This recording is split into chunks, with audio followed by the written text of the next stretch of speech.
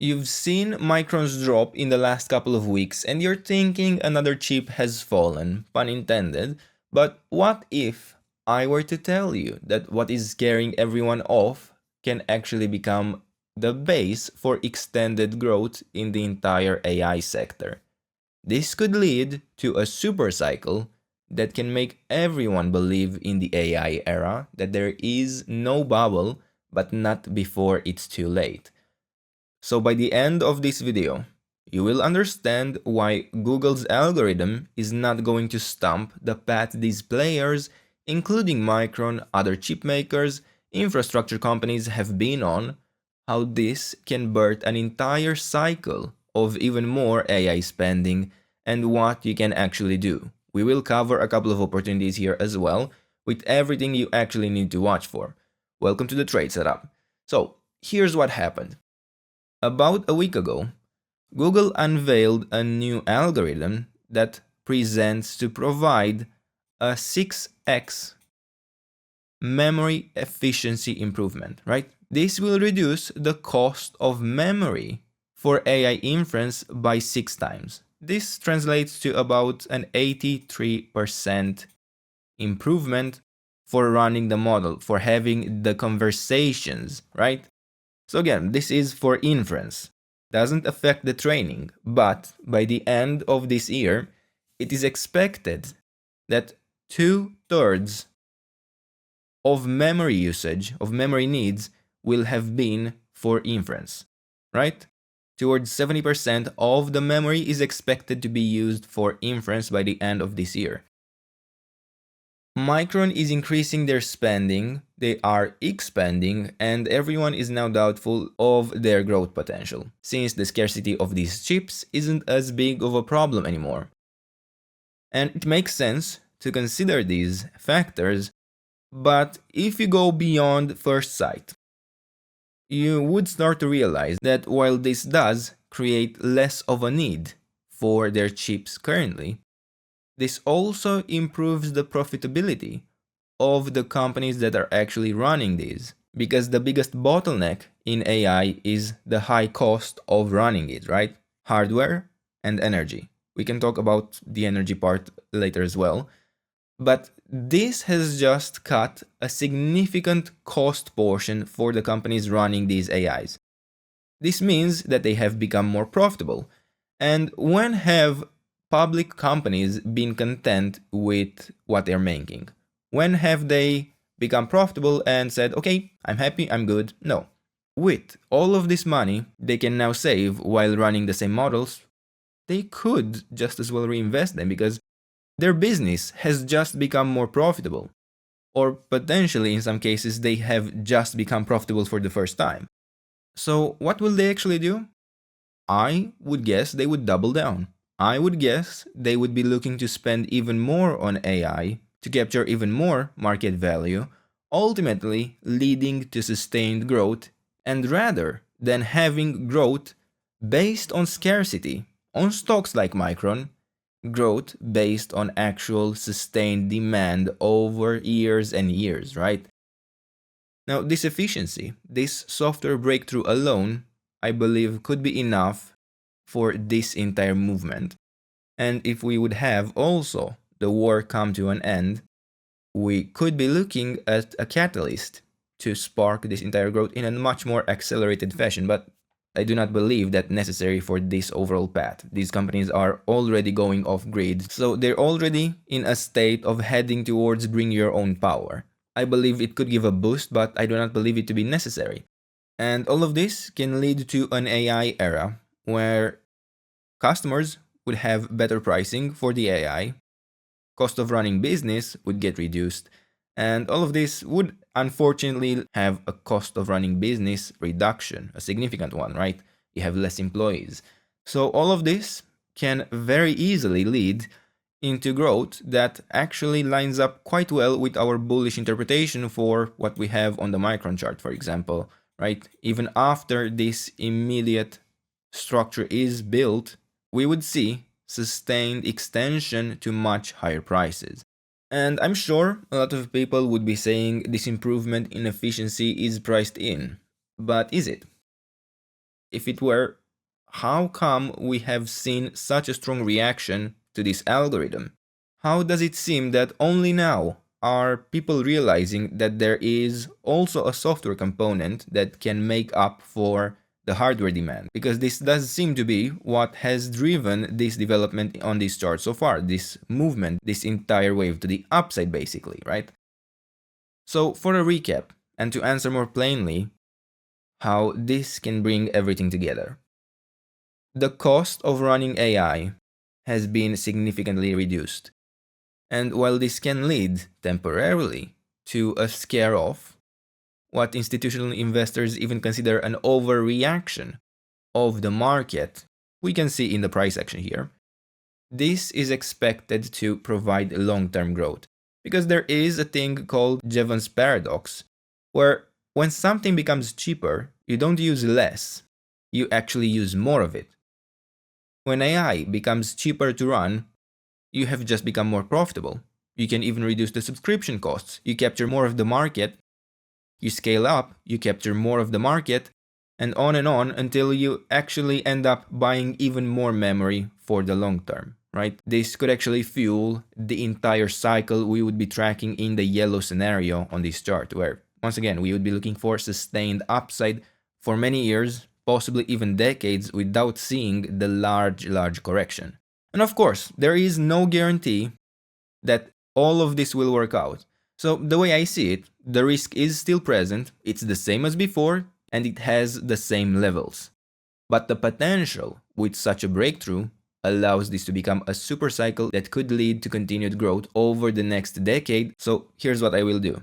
With all of this in mind, I am not changing my strategy. I am still watching the same structures we have been watching on this chart, and we will take a look at ORCL as well.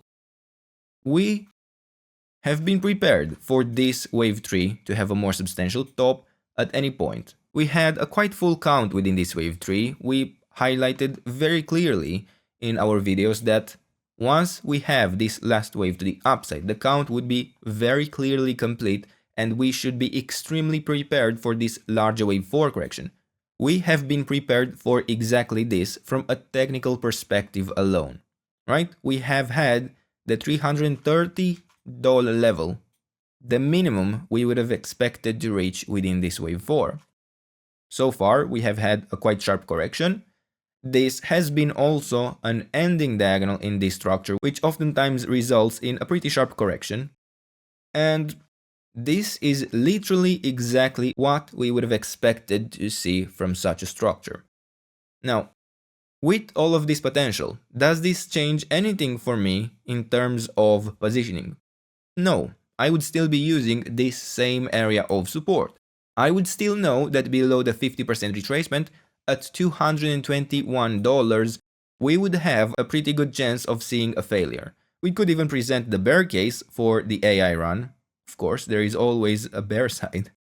But I would still be watching the 50% retracement for continuation to higher prices. It does change how high we could be expecting to go in this overall uptrend, but within this structure specifically, yes, we would be looking only at a wave 5 before we would have a more substantial top within the larger structure.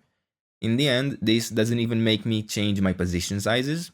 I would still be looking at the risk first, right? How much I am willing to lose in case of a failure of this structure. So let's talk a bit about our expectations for this as a wave 4. In this structure, we are looking even at the potential impulse, as we have actually followed through our expectations since the previous video of extending directly lower from our support zone, right? We have provided these levels up to $368, where we knew that as long as we weren't going to get a sustained break above the 50% retracement, there would be still very strong pressure of extending directly to lower prices. Now, it seems we have managed to build an entire additional wave to the downside, and we are looking at a more substantial correction since, but at this point I am actually still debating on whether this has actually been the wave 3, because I could just as well consider this to have been a 1, 2, 3, where since this is the strongest wave, it makes sense to track the resistance area for a potential wave 4 internally. So this is what I will track in the white interpretation now, where I will have a resistance area once again up to the 50% retracement, where in case of a failure to extend directly lower within this expectation, within this structure, I will be watching out for the idea where, yeah, we actually had the wave 3 here, and this was an extended wave 5, a pretty large one even, and I would be tracking in that case something like a 1, 2, 3, 4, and a 5. That would allow a larger wave 4 correction. We would actually have many options, many opportunities on this chart to still look for lower prices, but these would be the levels I would currently be watching. So in yellow, let's say, we will have a 1, 2, 3, 4, and 5.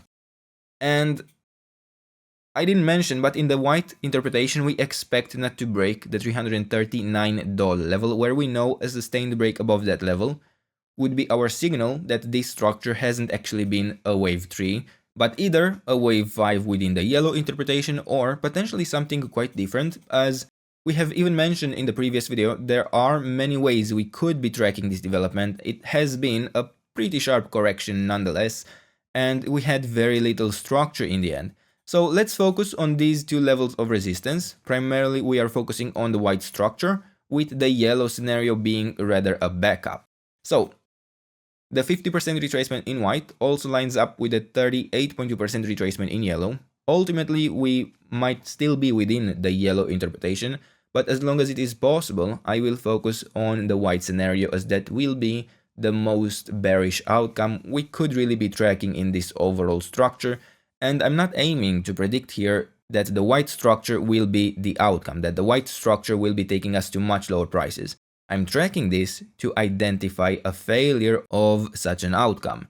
So, for the yellow structure, we can track resistance up to the 50% retracement at $348, and with the break even beyond that, we would really have to analyze the internal structure, as we are able to track many different patterns in this overall movement to the downside, as the momentum has also not really been decreasing but rather increasing in these latest developments. We really have to be prepared for continued downside, but nonetheless, from a larger time frame perspective, I am certainly able to even identify a complete correction within this wave 4.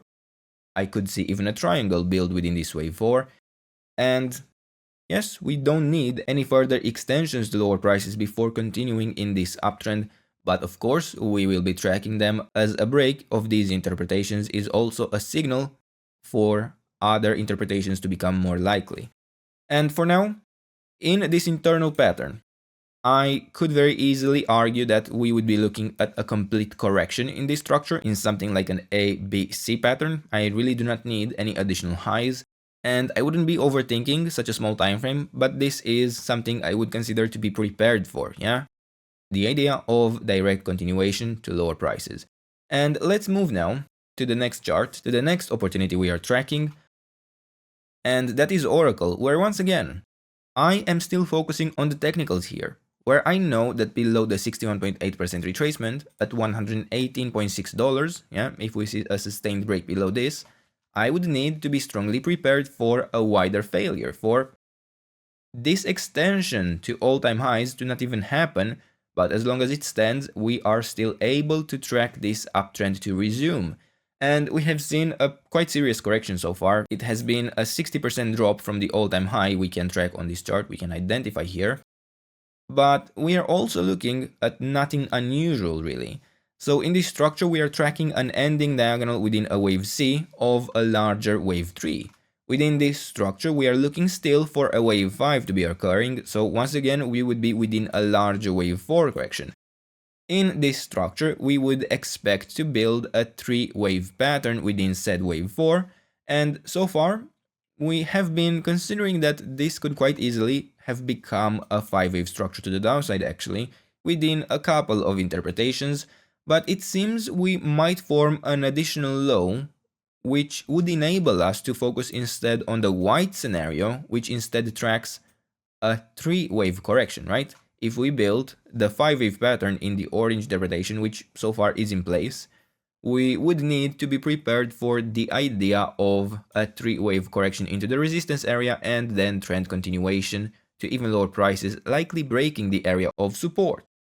But in the white interpretation, we were looking for this to instead develop as an ABC structure where in the wave C, we would actually require one additional low for this to be a clear indication that this wave 4 will likely see a bottom, that we would likely see the reversal within the wave 5, and I am looking to form such a reversal from this gap between, let's say, $134 down to $118, where we also have some structural support in this wave B bottom, right in line with the last level of support in the Fibonacci retracement at the 61.8% retracement. So in this structure, once again, I'm looking ideally for one more low. If I were to look for the ideal target for a wave C in this pattern, I would be looking for the 100% extension of the wave A that sits pretty much in line with the 61.8% retracement. And we would be looking for one additional low within the idea of an ABC structure here. Based on the latest development yesterday, I could very easily see an internal wave B within this wave 5 before extending to even lower prices, but it is a 3-wave pattern, and honestly, I cannot even rule out the possibility of a wave 4 reset still. Now, in terms of resistance we could track internally, well, I would have the 78.6% retracement to watch as the last level, where a break above that might rather signal a complete reset of the wave 4, but could even indicate that we would instead have an early bottom, and this level sits at $163.6, but against it we would have still strong pressure to continue to lower prices.